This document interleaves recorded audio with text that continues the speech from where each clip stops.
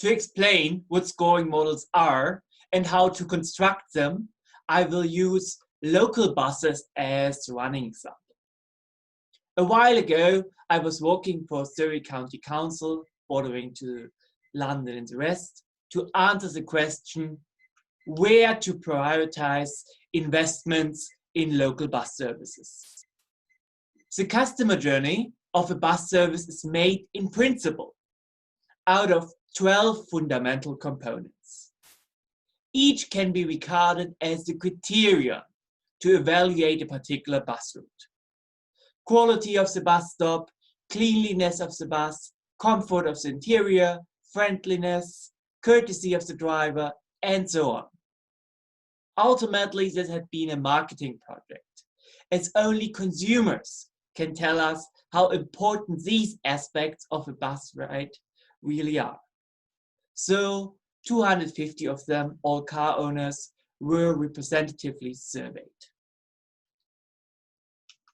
You will have all seen scoring models like this one here. Each criterion has a percentage rate to signalize its importance. And each decision option, here bus routes, is scored against the criteria. In this case, a 0-100 scoring scale was used.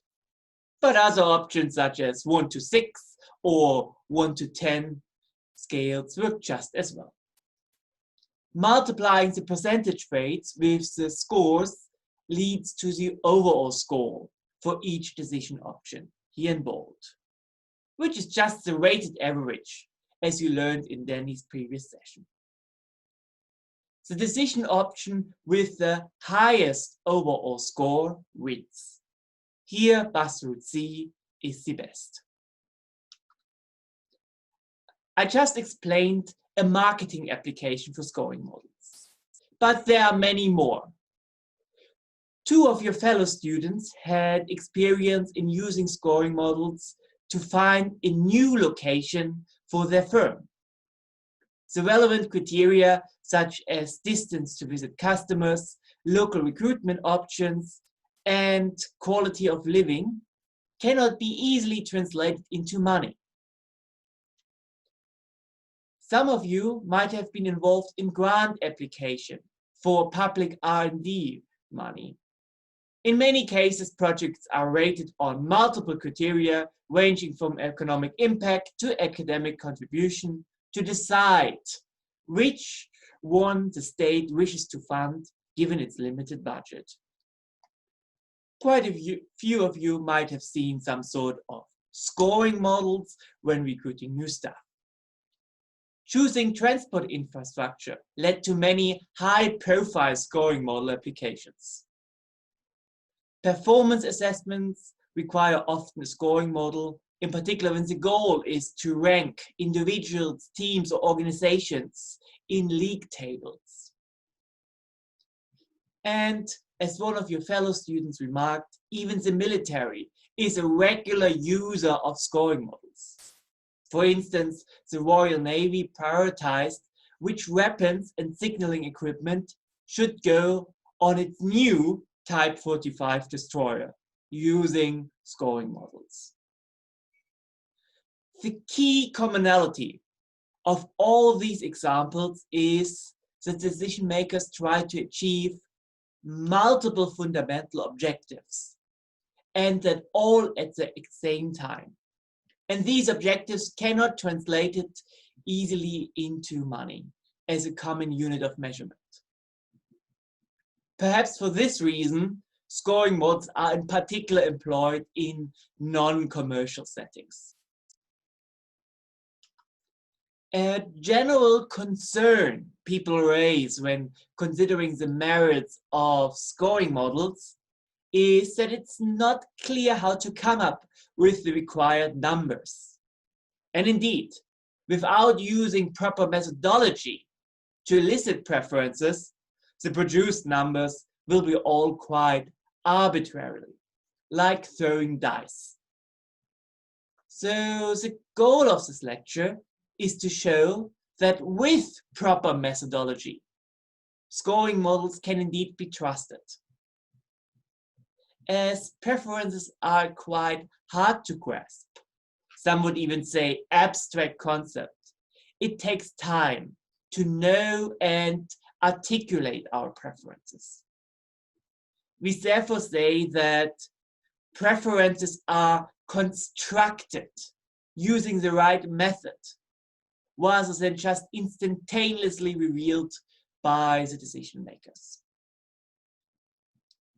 Recall that a scoring model has two major components: importance rates and scoring scale. Let's start with the scoring scale. In this case, a 0 to 100 scale. The first thing to do is to define what exactly it means to score 0 or to score 100 on a particular criterion. Let us, for instance, take comfort on bus as example criterion. One way to go about it is to describe 0 as the required minimum level we would still accept for an option. For instance, for buses, this may mean the vehicle has a poorly working heating in winter, has standard seats, is noisy, and generally worn out. Surely, we could imagine worse buses than shown here on the picture. But it's fair to say that if it gets any worse, we would find this bus service just unacceptable. We wouldn't accept this bus even if it's super frequent and super reliable. More general, we assign to 0 a level for this criterion so that we would still make trade-offs. 100 points describes the maximum realistic possible level for the criterion. For example, such a bus. The keyword here is realistic. For instance, here one should keep in mind that we are dealing with a bus service and not a coach service. But ultimately, don't be too concerned with what level you assign to 0 and to 100. There are other approaches, but all just serve one purpose: to define a unit of measurement for the criterion, similar to what the meter is for distances. In the example of meter, the distance from 0 to 50 meter is as long as from 50 meter to 100 meter. We are here not in the business of measuring distance, but preferences. Thus, we would say that improving from level 0 to 50 is as much preferred by us as improving from level 50 to level 100. So the question to answer is, what is the level 50 which splits our 0-100 scale in the middle into two equal parts? Therefore the name bisection method. For our bus service, a 50-point comfort bus might be this one here. Proper heating but no aircon, and mediocre seats. And what we are saying here is that we would like improving from the old bus to the 50 points one exactly as much as improving from the 50 points to the new one at the top. We can continue the bisection method by asking what level to assign to 25 so that its midpoint is between 0 and 50, and analogously for 75, and even more granular if we like. Thus, faced with a new option such as this bus interior, we have now a scale for reference.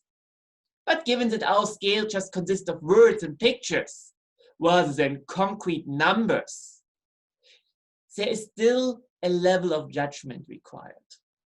Here I might say the bus scores 92 for comfort. The interior design appears to be stuck still in the late 90s, but otherwise it's quite good. The method we use to elicit criterion rates is called swing rating, which I will explain now using our 12 bus service criteria. For each criterion, we have at that stage already defined what means 0, the low level, and what means 100, the high level. For instance, for the door-to-door journey time, the gray card here, we would not tolerate a service which needs more than 3 times as long for what is a 15 minutes car journey, the 0 level. But we are realistic that we can't expect the bus service to take less than 30 minutes door-to-door, the 100 level. Now we compare the swings from 0 to 100 for each criterion. The swing which we would value the most goes to the 100 mark. For instance, frequency here. Now the improvement swing of frequency from 0 to 100 serves as our benchmark, against which we compare all other criteria. We might next, for instance, put the fare at 60. What we are saying here is that we would value the improvement of a bus service from costing £3 to just costing £1, a little bit more than half as much as increasing the frequency from 1 to 4 times an hour. And we do now the same for all the other 10 criteria. Having produced these initial swing rates, we want to still now assure ourselves that they make logically sense. We do that with consistency checks. For instance, here we see that the fare with swing rate 60 and the journey planning info with swing rate 30 roughly adds up to the swing rate of 90 for reliability. So we are saying is that we would value improvement in fare and journey planning information together from low to high level as much as improvement in reliability alone from low to high. If this sounds about right, we are good. If not, we need to rethink and adjust our swing rates. To give another example for consistency checks, we currently say that we would value simultaneously improving driver cleanliness, comfort on bus, bus stop, ease of pay, journey planning info, and real-time information at the bottom of this chart, which adds up to roughly 100, as much as frequency improvement from 1 to 4 times an hour, which has also a score of 100. So would we be okay with giving up frequency in return for improving in these 6 criteria simultaneously? If not, we need to further adjust our rates. There are many of these types of consistency questions we could ask here for this bus case example. And we are only done with swing rating once the answer to all of these questions is, yeah, that feels about right. Having now elicited the swing rates shown here again as numbers, we need to transform them into percentage rates. Divide each swing rate by the sum of all swing rates to obtain their percentage share. Here the total sum is 425 and frequency is 100, leading to 100 over 425 or 24% as percentage rate for frequency. And here is what we get if we apply the same calculation to the other 11 criteria. And doing the math, this should add up to 100%. The example just showed us what an importance rate really is. A rate for a criterion is the relative improvement from its required minimum to its realistic maximum. 2 keywords here. First, relative. Weights do not exist in isolation, but can only be assessed against each other. That means we must know all criteria first, before assigning individual weights. And second, improvement. The importance of a criterion depends on what is the required minimum and the realistic maximum. Absolute weights, without talking about concrete improvements, do just not exist. I hope you can see now how we arrived at the initial scoring model shown here. I mentioned before that 0 point is the minimum level for a criterion we find still acceptable. Thus, if an alternative, here root C, does not meet this minimum required threshold for just one criterion, here reliability, this alternative will be disqualified, no matter how good it is at all the other criteria. Scoring models like this one here play an important role in prioritizing investment options with multiple non-financial gains. Here, which bus service improvement initiative gives me the largest additional total value relative to the cost of the initiative? The value for money ratio of the investment. The answer here is reliability, by the way, as considerably gains can be made with relatively cheap traffic management methods, prioritizing buses as opposed to cars. The general idea of value for money is the same as for return of investment. The denominator is the cost and the numerator is the overall score. Or in our bus case, the additional overall score for a route to be attained if one introduces a service improvement initiative. Now that we have built the complete model and applied it on our options, we will inevitably compare whether our model's recommendation fits our intuitive choice we would have gone for without the model. In our case, is bus route C with 56 points really better than route B with 51? It routinely happens that the model's recommendation and our intuitive choice are not the same. And this is a problem we need to address. There are two possible avenues here. Our initial intuition was incomplete, and our scoring model helped us to update our managerial judgment. In this case, it was definitely worth going through the sometimes very time-consuming exercise to build a model. Or alternatively, something is wrong with the model. Did we perhaps miss an important criterion in the model?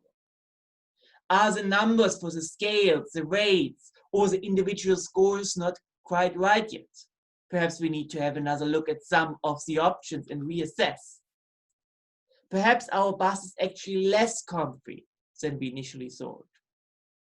Or lastly, slightly more advanced, maybe we should go with something more complicated than a scoring model that just multiplies weights with scores.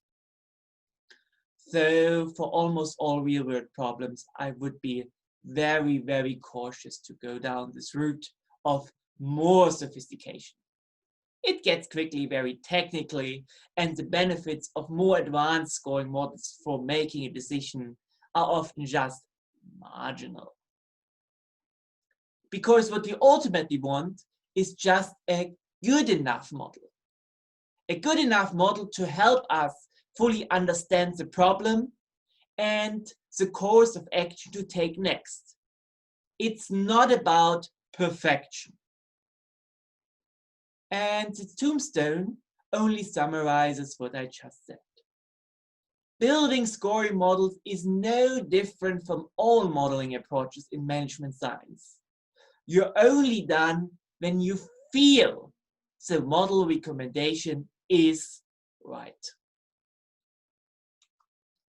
Lastly, I would just like to reiterate why I believe scoring models can be very powerful in management decisions when dealing with multiple competing objectives.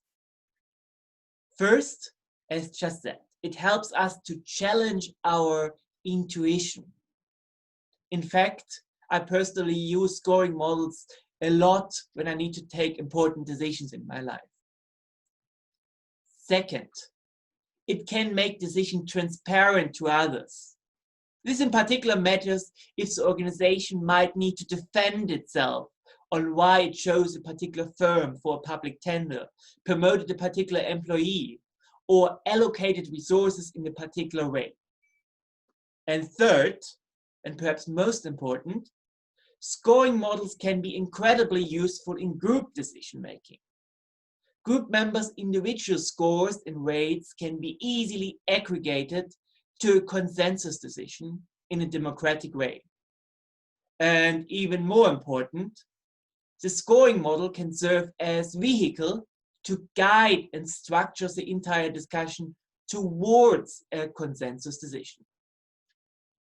In fact, building a scoring model is primarily about the process to jointly learn about the decision problem and make sure all stakeholders have the opportunity to voice their opinions and hopefully later support the actions taken.